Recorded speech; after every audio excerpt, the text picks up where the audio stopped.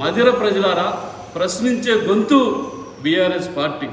BRS party అభ్యర్థుల్ని, BRS party బలపరుస్తున్నటువంటి అభ్యర్థుల్ని గెలిపించడం ద్వారా మాత్రమే మధిర సుస్థిరమైనటువంటి అభివృద్ధి జరిగిద్ది. ఖచ్చితంగా వచ్చేటువంటి కాలం కేసీఆర్ గారే మళ్ళీ ముఖ్యమంత్రి అవుతాడు. ఒకవేళ మీరు ఇప్పుడు నిర్లక్ష్యం చేసినటువంటి ఈ డిప్యూటీ సీఎం గారు నిజంగా ఈ 5 ఏళ్ళు ఇంకా ఈ 2 సంవత్సరాలు కూడా నిర్లక్ష్యం చేస్తే తప్పకుండా ఇంతకింతకి మరి కేసీఆర్ గారిని మరి వారి దృష్టికి తీసుకుపోయి మదర్ని ఇంకా ఉన్నతంగా అభివృద్ధి చేసేటువంటి దాన్ని, సాధించుకున్నటువంటి దాన్ని మెరుగ్గా సేవలు అందించుకునేటువంటి ప్రయత్నం, దాన్ని నిలబెట్టుకునేటువంటి ప్రయత్నం చేస్తాం.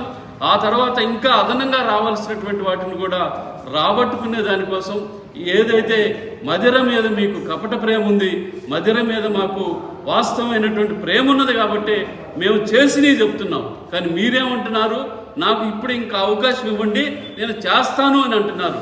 4 సార్లు ఎమ్మెల్యే గెలిచి డిప్యూటీ స్పీకర్ చేసి ఫ్లోర్ లీడర్ చేసి చీఫ్ విప్ చేసి ఇప్పుడు నాకు అవకాశం వచ్చిందని మాట్లాడుతున్నారు. అంటే నిజంగా మధిర ప్రజలను మీరు పిచ్చోళ్ళు అనుకుంటున్నారా?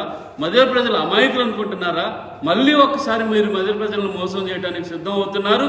అందుకనే దయచేసి ప్రజలారా, ఇటువంటి అబద్ధపు ప్రచారాలని, అసత్య మాటల్ని మీరు నమ్మొద్దు. తప్పనిసరిగా చేసినటువంటి అభివృద్ధిని చూసి మీరు ఆలోచించండి. విధ్వంసమైనటువంటి రోడ్లను చూసి మీరు ఆలోచించండి.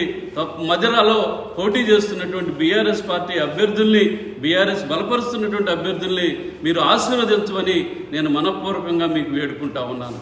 జై తెలంగాణ, జై కేసీఆర్.